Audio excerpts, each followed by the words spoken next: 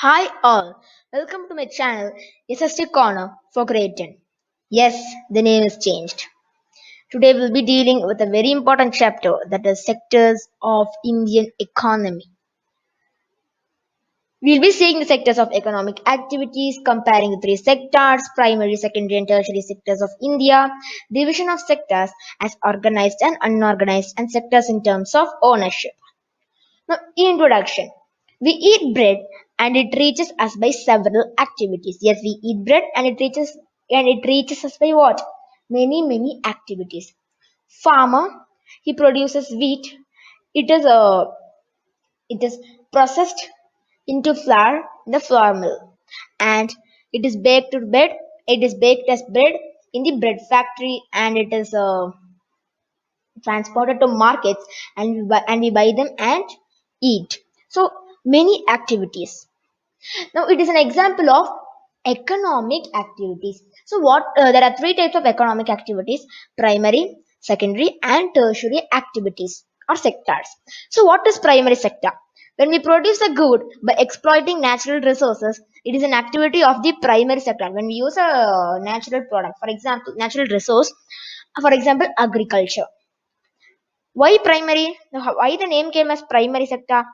Primary because it forms the base for all other products. As a primary sector is the base for all products that we make, and it is also called as agriculture and related sector. Now, secondary sector, it transforms the natural products to other forms through manufacturing. Okay, it is also called as industrial sector. Okay, not tertiary. It helps in the development of primary and secondary sectors. Transport, storage, communication, banking, trade are all some examples of this sector, and it is also called as service sector. Now, economic activities, though are grouped into three different categories, they are highly interdependent. A very important point.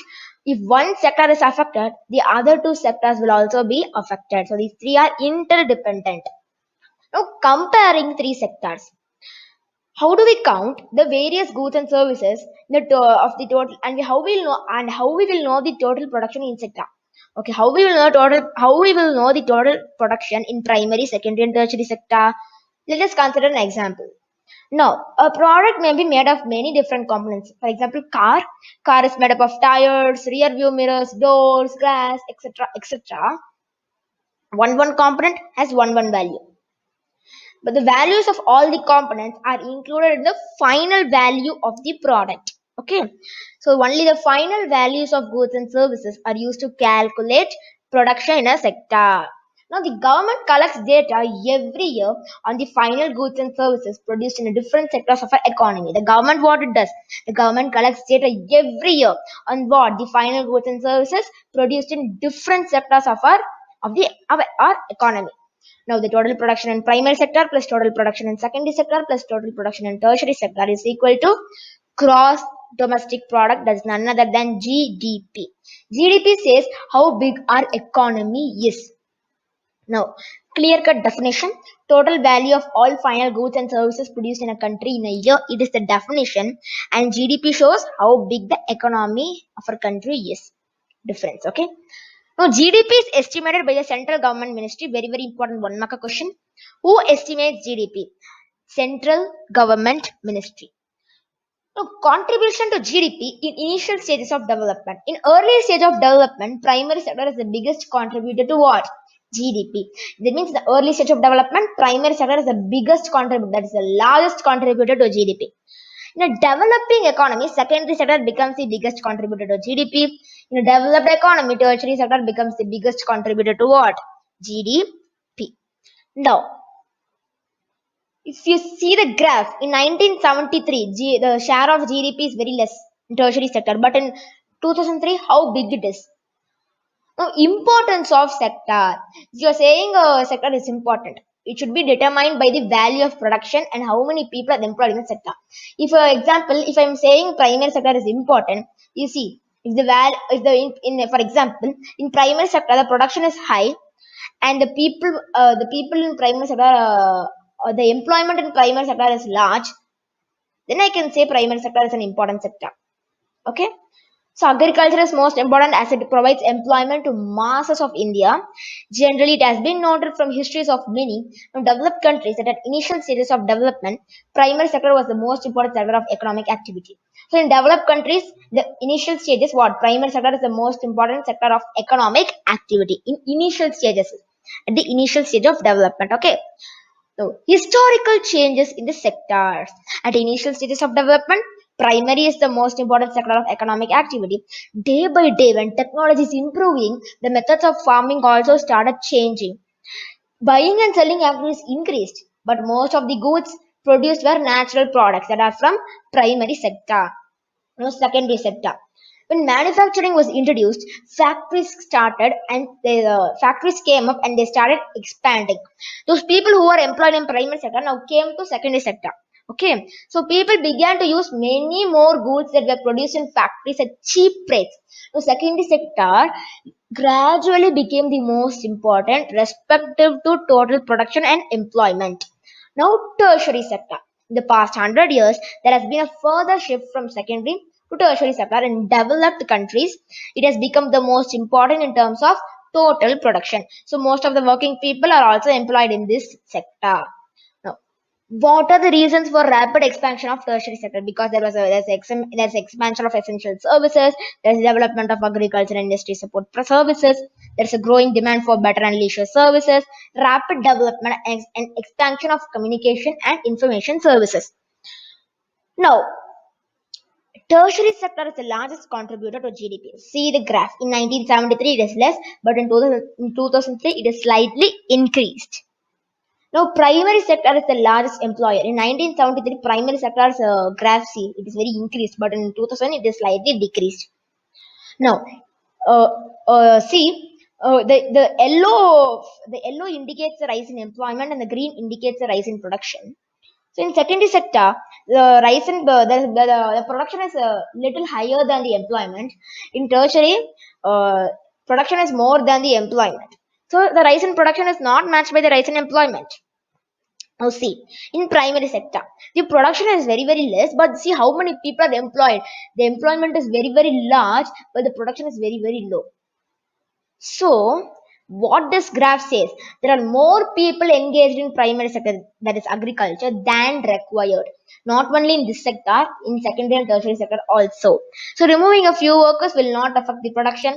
Some people are only appeared to be employed. This is called as what? Disguised unemployment.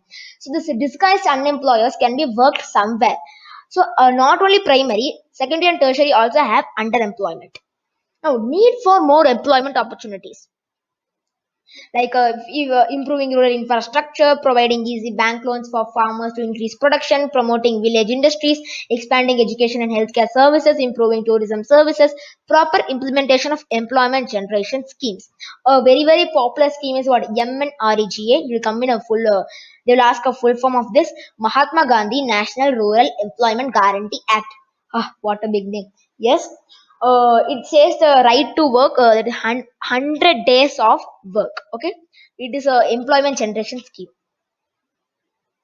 Now, according to the nature of activity, there are three types: primary, secondary, tertiary, that we discussed. Now, according to conditions of employment, there are two types: organized and unorganized sectors. Now, unorganized sector, they have low paid regular employment. They have no job security. They have no government rules and regulations apply. They will not get any allowances. So, in unorganized sector, they will not pay salary on time. No job security. That means they will not give them appointment letter. The owner or the someone who is bigger than that, who is their owner, can anytime hire them and anytime fire them. Okay, so there is no government rules and regulations apply, and they will not get any allowance, for example medical allowance, etc etc.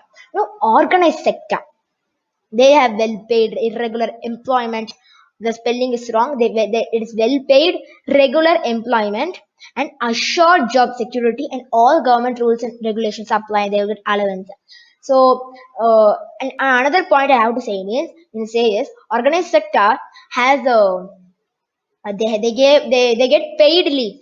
They will get Sundays, holidays, and special holidays. and they will get bonus. But in unorganized sector, no, they will not get any paid leaves. And Sundays also they have to work. No. If you see means there's more employment in unorganized sector than organized sector. Some companies of organized sector operate in unorganized sector. Now, there is many loss of job in organized sector. Okay, so only many of them are in unorganized sector. So who are the people who need protection in unorganized sector? Vulnerable groups in India like landless laborers, small farmers, and traditional artisans.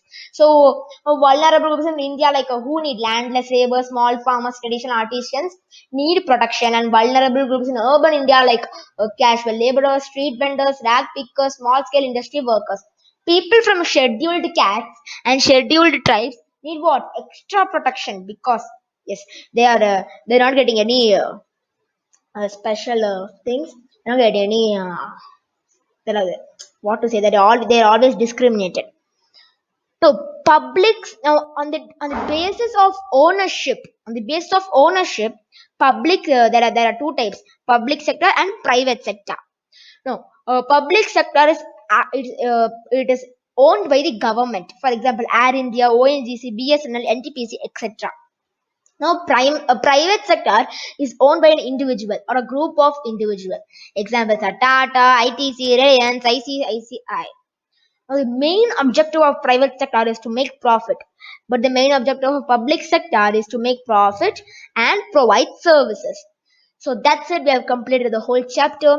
Thank you all for tuning in. I will be meeting you in the next chapter. So please like, share, and subscribe. Till I meet you in the next chapter. Bye bye.